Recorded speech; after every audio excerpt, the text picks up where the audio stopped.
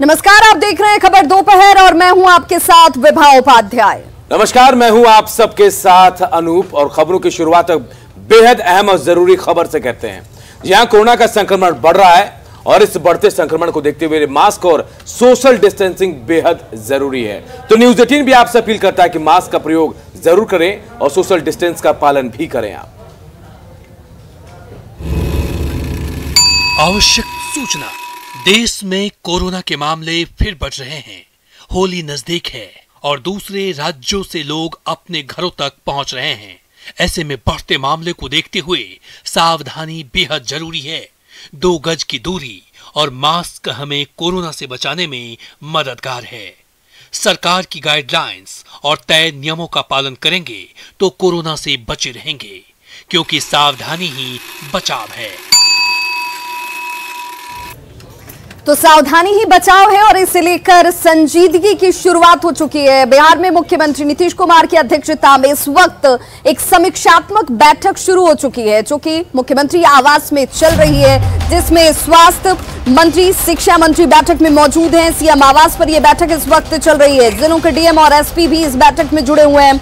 Video conferencing के जरिए अधिकारियों को इस बैठक से जोड़ा गया है, ताकि अहम निर्देश इस बैठक के जरिए इन सभी जिलों के अधिकारियों तक पहुंचाए जा सके। कोरोना की रफ्तार जिस तरीके से दूसरे वेव के तौर पर सामने आ रही है, कई राज्यों में संक्रमितों की संख्या लगातार बढ़ती हुई, उसके मद्देनजर बिहार में भी एहतियाती कदम उठाए जाने शुरू कर दिए गए। इस वक्त मुख्यमंत्री आवास पर महत्वपूर्ण बैठक चल रही है। बढ़ते संक्रमण के बीच आज मुख्यमंत्री आवास एक अन्य मार्ग में एक महत्वपूर्ण बैठक हो रही है।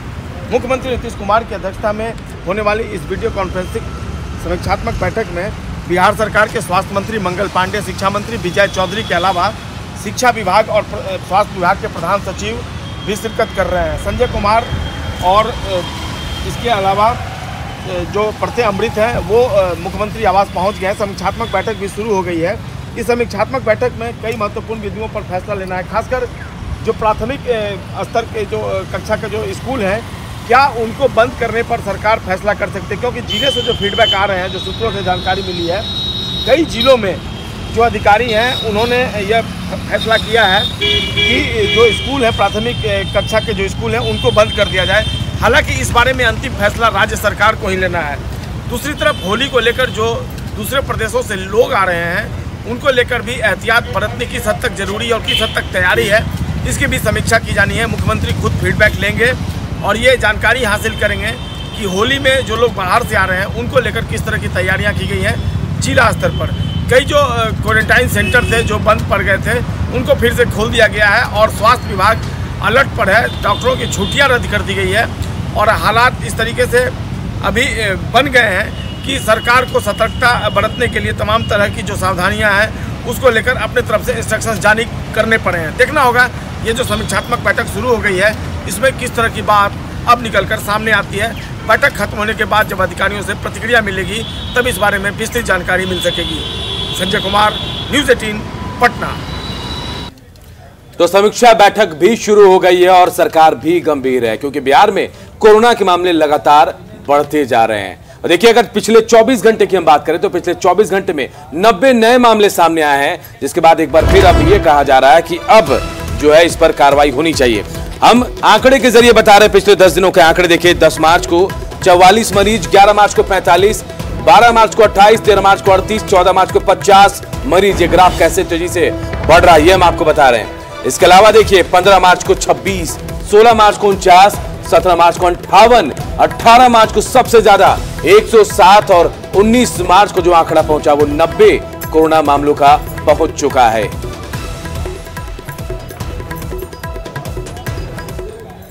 तो देखिए, ये आंकड़े हमें और आपको, हम सबको सचेत कर रहे हैं और इसीलिए मास्क पहनना, सोशल डिस्टेंसिंग का पालन करना बेहद जरूरी है। देश के तमाम कई ऐसे राज्य हैं जहां पर कोरोना संक्रमित मरीजों की संख्या दिन ब दिन बढ़ती जा रही है और इसी के मद्देनजर क्या लोग सतर्क हैं? तस्वीर जो हम आपको दिखाने जा रहे हैं वो छपरा जंक्शन की है, जहां पर वैशाली एक्सप्रेस की तस्वीरें देखकर आप सोच में पड़ जाएंगे। वैशाली एक्सप्रेस का ये नजारा है, जहां पर बेपरवाह यात्री बिना मास्क के आपको सफर करते हुए इस वैशाली एक्सप्रेस से वो दिल्ली तक का सफर करने वाले हैं, लेकिन आपको यहां पर किसी के चेहरे पर मास्क नजर नहीं आएगी। हमारे सहयोगी ने इन लोगों से जानने की कोशिश की कि क्या कोरोना का डर इनके अंदर है या नहीं। देखिए क्या रिपोर्ट सामने। तो मास्क क्यों नहीं लगाया? कोरोना फैला हुआ है ना, कोरोना फैल रहा है ना, कोरोना फैल रहा है। मास्क क्यों नहीं लगाया है? मास्क लगाना चाहिए ना, रखें कि नहीं रखें? तो लगा लीजिए। तो लगा के देखा मदन तो कहाँ जा रहे हैं? दिल्ली जा रहे हैं। तो मास्क क्यों नहीं लगाए हुए हैं? पॉकेट में है, लगाइए। देखिए खुद भी मास्क लगाइए और दूसरे को भी आप लोग ये कहिए कि मास्क लगा कर कहीं बैठे, ठीक है? तो एक बार फिर बीमारी फैल रही है, मालूम है ना? फिर बीमारी वापस आ रही है, तेजी से फैल रही है, फिर दिक्कत होगा आप लोग को। तो देखिए बिहार के अलावा झारखंड में भी कोरोना तेजी से पांव पसार रहा है। और अगर झारखंड की बात करें तो कल की हम बात करते हैं तो 105 मामले अकेले शुक्रवार को सामने आए और सबसे ज्यादा मामले राजधानी रांची से हैं, 39 मामले सामने आए। पिछले 5 दिनों की हम बात करें तो देखिए 19 मार्च को 105 मामले सामने, 18 मार्च को 97, 17 मार्च को 82, 16 मार्च को 76 और 15 मार्च को 67 मामले सामने आए हैं। राज्य भर में कल 10,711 सैंपल्स की जांच हुई थी, जिनमें 0.98% संक्रमित मिले और कल ही एक मरीज की मौत भी हुई है।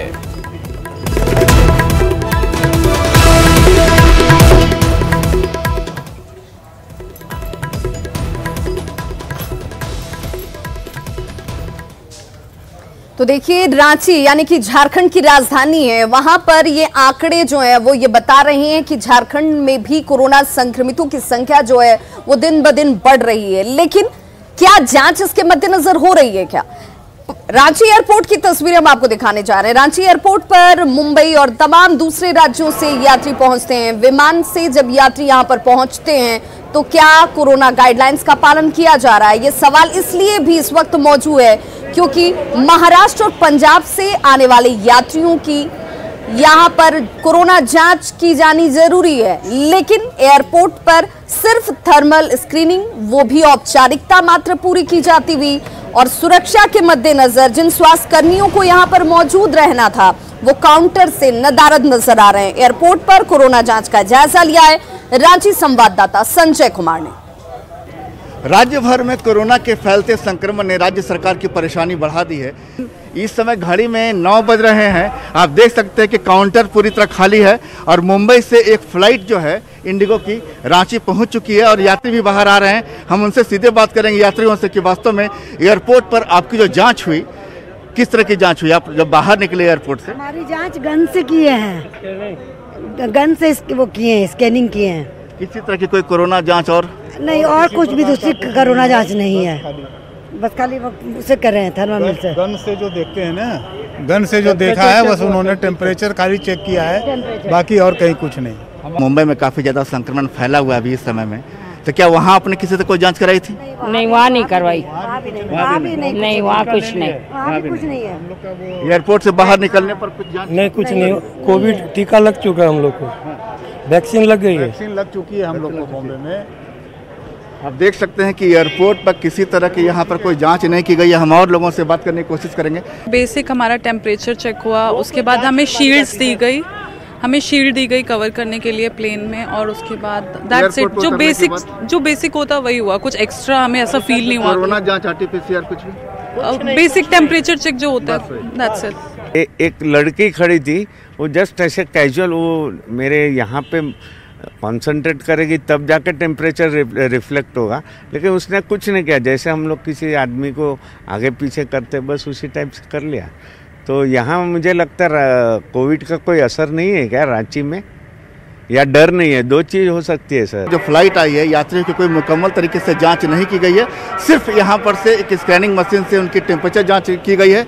और जैसा कि नियम है कि जो लोग मुंबई और हैदराबाद के जो राज्यों से जो लोग आ रहे हैं जहाँ संक्रमण सबसे ज़्यादा फैला है, वहाँ यात्रियों को चलने से पहले, ठीक जो रवानगी से पहले 72 घंटे के भीतर उनको अपनी कोरोना जांच करानी है। जो लोग नहीं करा रहे हैं उनको यहाँ पर आकर एयरपोर्ट पर जांच कराना है। और राज्य सरकार इसको लेकर के जो गाइडलाइंस जारी की गई है और जो निर्देश दिए गए उसके तहत बाहर में काउंटर पर ही उन्हें जो भी वहाँ स्वास्थ्य कर्मी रहेंगे और मुंबई से आज जो फ्लाइट आएगी वहाँ यात्रियों की जांच होगी। लेकिन इस समय वहाँ पर सुबह के 9 बजे है, मुंबई से पहली फ्लाइट आ चुकी है। कोई भी स्वास्थ्य कर्मी अपने काउंटर पर नहीं है। यहाँ से जो लोग भी मुंबई से फ्लाइट से आए सीधे राजधानी में प्रवेश कर चुके हैं। कैमरामैन अमित के साथ संजय कुमार सिन्हा, न्यूज़ 18 रांची। और चलिए दूसरी खबरों का रुख करते हैं और बात एक बड़ी खबर की करते हैं जो इस वक्त गोपालगंज से आ रही है। गोपालगंज से बड़ी खबर जहां 5 लोगों पर तलवार से हमला किया गया है और जादवपुर के बाबू बिशनपुर गांव का यह मामला है और हमले का आरोप गांव के ही दबंगों पर लगा है और जो घायल जो शख्स हैं उन तमाम लोगों का इलाज इस वक्त सदर अस्पताल में चल रहा है। तो गोपालगंज से बड़ी खबर जहां 5 लोगों पर तलवार से हमला हुआ है। जादवपुर के बाबू बिशनपुर गांव में यह हमला हुआ है। गांव के दबंगों पर हमले का आरोप है। जो लोग घायल हुए हैं उनका इलाज इस वक्त सदर अस्पताल में चल रहा है।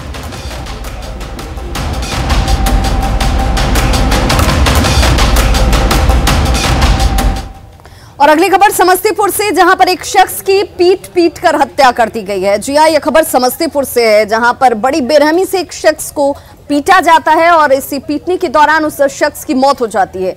इसी हमले में एक दूसरे शख्स की स्थिति गंभीर बताई जा रही है। मृतक की पहचान शशिकांत शर्मा के रूप में की गई है। घटना के पीछे पूर्व की विवाद को वजह बताया जा रहा है कि पूर्व से ही कोई विवाद चल रहा था और इस विवाद में ही हत्याकांड को अंजाम दिया गया है। किराएदार ने छत से शशिकांत शर्मा को नीचे फेंक दिया जिसमें घटनास्थल पर ही उनकी मौत हो गई और बचाने के दौरान उनके भाई भी जख्मी हुए हैं। आक्रोशित लोगों ने इसे लेकर नाराजगी जाहिर की। पटौरी बाजार की तस्वीर, एक्सक्लूसिव तस्वीर आपके टीवी स्क्रीन पर, जहां पर लोगों ने आरोपियों और हत्यारों की गिरफ्तारी की मांग को लेकर जमकर बवाल किया। पहले से जमीन का विवाद चल रहा था। वो जमीन जो है से उसमें इनका पिताजी का लक्ष्मी शर्मा के नाम से नहीं था। उस जमीन इधर से उनका जो है से नवीन कुमार को चचा के नाम से था तो नवीन कुमार से लिखवा लिए थे ज़मीन और वही विवादित कोर्ट से केस चल रहा था और उसी के दौरान जो है से सब 12 बजे रात में घटना हुआ। उसमें सब में मार को इसको फेंक दिया ऊपर से।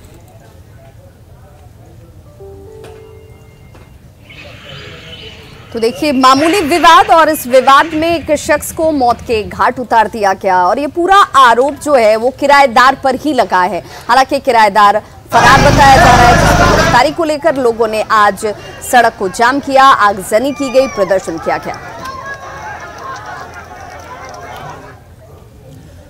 और अब बात उस खबर की जहां पुलिस पिस्टल ढूंढने गई थी लेकिन पुलिस को सिर्फ खिलौना मिला है। जी हां, गोपालगंज से खबर आई थी जहां कुछ युवकों का वीडियो वायरल हुआ था जब वो हथियार लहराते हुए नजर आए थे। लेकिन जब पुलिस ने इस पर कार्रवाई की, ढूंढा, छानबीन की तो जो हथियार वो लहरा रहे थे वो पिस्टल नहीं खिलौना निकला है।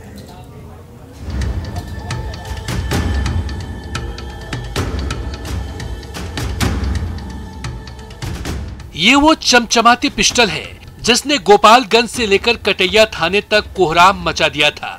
खुलेआम तमंचा लहराने वाले सिरफिरे युवकों के इस वीडियो ने सोशल मीडिया में ऐसा हड़कंप मचा दिया था कि उसकी तलाश में गोपालगंज पुलिस को दिन रात छापा मारना पड़ा। लेकिन जब असलियत पता चली तो सबके होश उड़ गए। वीडियो में साफ साफ दिख रहा है हाईटेक फटफटिया पर बैठे 2 सिरफिरे युवक गोपालगंज की सड़कों पर तफरीह करने निकले हुए हैं। जैसे जैसे बाइक रफ्तार पकड़ रही है वैसे वैसे दोनों बाइक बाजों का जोश भी हाई होता जा रहा है। फिर क्या हुआ देखिए। बाइक पूरी रफ्तार से दौड़ रही थी कि बाइक की हैंडल संभालने वाले युवक का एक हाथ नीचे गया और जब वापस लौटा तो चमचमाती पिस्टल साथ थी।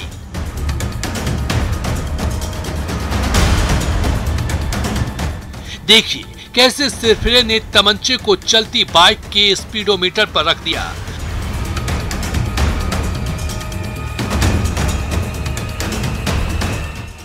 तो बाइक पर बैठा दूसरा युवक अपनी मोबाइल से इस पूरे वाकये की वीडियो उतारने में व्यस्त था। फिर तो ऐसा जोश चढ़ा कि सिरफिरे ने बाइक की हैंडल पूरी तरह से छोड़ दी और दोनों हाथों से तमंचे को खुलेआम चलती बाइक पर ही लोड कर दिया।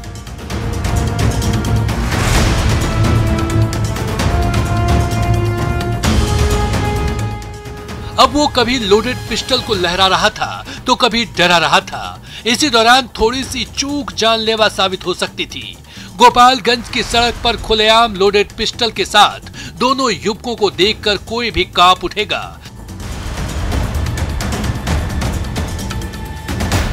देखते ही देखते दोनों सिरफिरों का ये वीडियो फेसबुक और व्हाट्सएप से लेकर सोशल मीडिया के तमाम प्लेटफॉर्म पर तेजी से वायरल हो गया। जिसने भी ये वीडियो देखा उसके होश उड़ गए। गोपालगंज पुलिस तक भी खबर पहुंची और दोनों युवकों की तलाश में चप्पे चप्पे पर छापा मारा गया। आखिरकार दोनों युवक पुलिस के हत्थे चढ़े, लेकिन जब छानबीन की गई तो ये पिस्टल नकली निकली।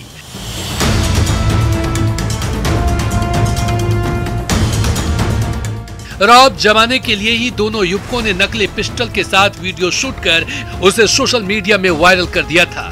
गोपालगंज पुलिस ने कड़ी हिदायत देकर दोनों युवकों को छोड़ दिया। न्यूज 18 आपसे अपील करता है कि ऐसी मूर्खतापूर्ण हरकत आप न करें और खुद के साथ साथ किसी को भी परेशानी में न डालें। मुकेश कुमार, न्यूज 18, गोपालगंज।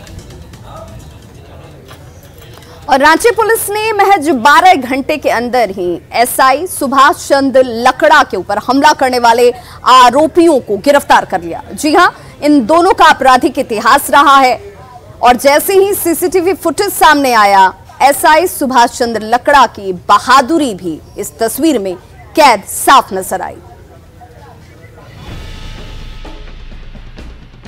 एसआई सुभाष चंद्र लकड़ा का अदम्य साहस देखिए। ये तस्वीरें एसआई की बहादुरी को बताने के लिए काफी है। ये तस्वीरें उस वक्त की है जब स्नैचर ने उन्हें गोली मारी।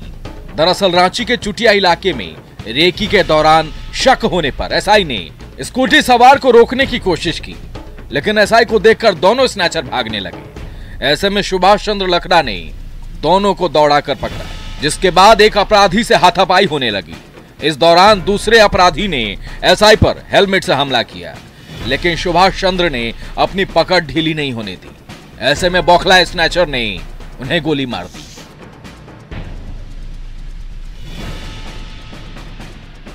रेकी के परिप्रेक्ष्य में उन्होंने पहचान लिया, इसको हाथ से रोकने का इशारा किया और जो स्नैचर थे उनके इशारे की अवहेलना करते हुए भागना शुरू किया। अदम्य साहस और वीरता दिखाते हुए सुभाष चंद्र लकड़ा ने उनमें से दोनों को पकड़ लिया और उसमें से जो एक दूसरा जो था साथी उसका, वो भागते हुए इस पे जानलेवा हमला किया, जिसके पिस्टल से उनको गोली लग गई और वो अभी इंजर्ड हैं बट सेफ हैं। अपने बहादुर एसआई पर गोली चलाने वाले इन दोनों अपराधियों को रांची पुलिस ने 12 घंटे के भीतर गिरफ्तार कर लिया है, जिसके पास से पिस्टल, मैगजीन, लूटी गई जेवरात समेत कई सामान बरामद किए गए हैं। अब पुलिस के शिकंजे में आए इमरोज अंसारी और तौकीद मलिक का आपराधिक इतिहास भी जान लीजिए। ये दोनों बेस्ट प्रोफेशनल चेन स्नैचर हैं, पहले भी जेल जा चुके हैं और अभी तक के लोग खुद कन्फेशन में, जैसे पूर्व में बताया, 30 कांड की संलिप्तता इन लोगों ने जाहिर की है। तो हम उम्मीद करते हैं कि मतलब इन दोनों के अरेस्टिंग से पुलिस के पास और बहुत सारे तथ्य आएंगे और जो कुछ स्नैचर लोग यदि इनके कांटेक्ट में होगा, इनका लिंक नेटवर्क में होगा, ऑफ कोर्स हम लोग उस तक ही पहुंचेंगे। इमरोज अंसारी और तौकीद मलिक 30 से ज्यादा स्नैचिंग के आरोपी हैं। रांची के अलावा गुमला और लोहरदगा में इन दोनों ने कई घटनाओं को अंजाम दिया है। लेकिन एसआई सुभाष चंद्र लकड़ा की बहादुरी के कारण ही आज ये दोनों पुलिस के शिकंजे में हैं। ओम प्रकाश, न्यूज 18, रांची। ब्रेक के बाद एक बार फिर से आप सभी का बहुत स्वागत है और इस वक्त बड़ी खबर रक्सौल से आ रही है, जहां पर एसएसबी ने बड़ी कार्रवाई की है और नारकोटिक्स विभाग की तरफ से यहां पर इस बरामदगी के साथ आपको बताते चले, आदापुर थाना क्षेत्र के श्यामपुर बाजार से 3 करोड़ मूल्य के नारकोटिक्स को जब्त किया गया। एसएसबी की 71वीं बटालियन ने मॉर्फिन नाम का नशीला पदार्थ जब्त किया है। पुलिस ने इस दौरान एक तस्कर को भी गिरफ्तार किया है, जिससे पूछताछ की जा रही है और देखिए इसके मूल्य जो है वो 3 करोड़ रुपए आंकी जा रही है।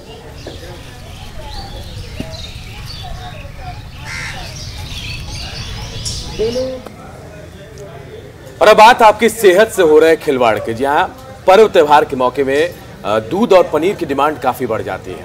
और देखिए बिहार से सिंथेटिक दूध का बना हुआ पनीर जो है इस वक्त राजधानी रांची और उसके आसपास के इलाकों में पहुंचना भी शुरू हो गया। बसों के छत पर देखिए कैसे एक छत पर कंटेनर के जरिए, टीन के डब्बों के जरिए पनीर को बख्तियारपुर से लाया जा रहा है। हालांकि बसों में जो लोड पनीर है वो असली है नकली, गाड़ी के स्टाफ को इसकी भी जानकारी नहीं है।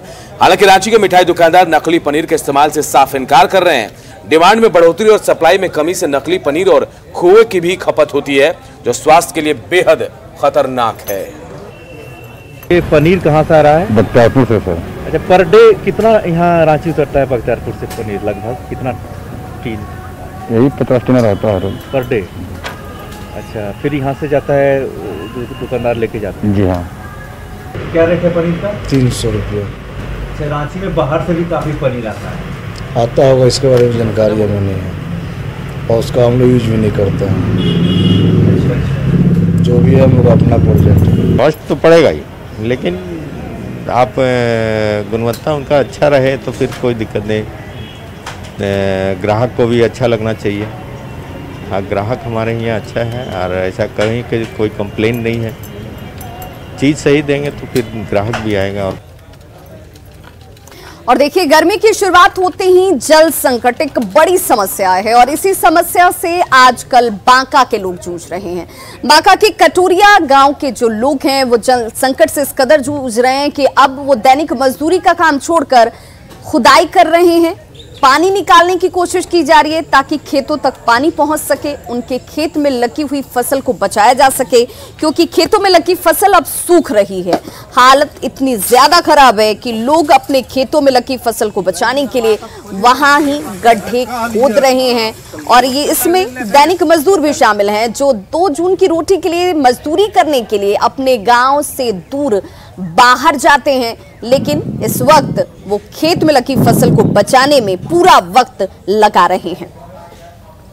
हम लोग का कोई व्यवस्था नहीं है। हम लोग को थी व्यवस्था चाहिए, जल जीवन योजना का कोई। हम लोग का देखिए कि ये गड्ढा खोद के हम लोग पटा रहे हैं, गड्ढा खोद के पानी का कोई व्यवस्था नहीं है। हम लोग कमाने वाला ये काम छोड़ के गड्ढा में लगे हैं। इसके लिए हम लोग को कोई उपाय चाहिए, कोई व्यवस्था चाहिए। यहाँ पे सारा आम गाछ लगा हुआ है, जो कि अभी आम सब मर रहा, पानी के लिए प्याज मर रहा, गेहूं मर रहा। सब आदमी हम लोग का गांव का सब गड्ढा खोद के पानी गेहूं पटा रहा, आम का पटवन कर रहा है। और देखिए, पटना के एक बड़े हिस्से में शुद्ध पेयजल पानी पहुंचाने के लिए करोड़ों की योजना जो है वो शुरू की गई थी, लेकिन ये योजना पूरी होने से पहले दम तोड़ चुकी है। आधे से ज्यादा काम भी इसका पूरा नहीं हुआ और पानी की टंकी जो है वो खंडरनुमा पानी की टंकी अब लोगों को मुंह चिढ़ा रहे हैं। दानापुर परिषद के सभी 40 वार्डों की प्यास बुझाने के लिए बड़े जोर शोर से घर घर पेयजल पहुंचाने की योजना शुरू की गई थी, लेकिन 79 करोड़ की योजना का हाल ये हुआ कि 8 साल के बाद ही ये योजना दम तोड़ गई और 20 करोड़ रुपए खर्च होने के बाद भी मुश्किल से 10 वार्डों में भी पानी नहीं पहुंच सका।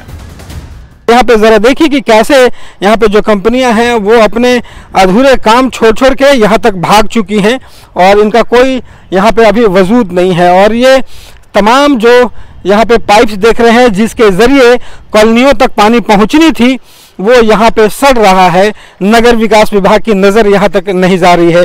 और ज़रा देखिए कि कैसे यहाँ पे जो कंपनियां हैं वो आधे अधूरे काम पूरा करके यहाँ से निकल चुकी हैं और जहाँ पे 20 करोड़ रुपए से ज़्यादा खर्च हो गया हो और काम जो है 1/4 भी अगर पूरा नहीं हुआ है, तो ज़रा सोचिए कि नगर विकास विभाग पर यह बड़ा सवालिया निशान खड़ा करता है। ज़रूरत इस बात की है कि यहाँ पे फिर से टेंडर निकाला जाए और ताकि लोगों तक साफ पानी पहुँच सके।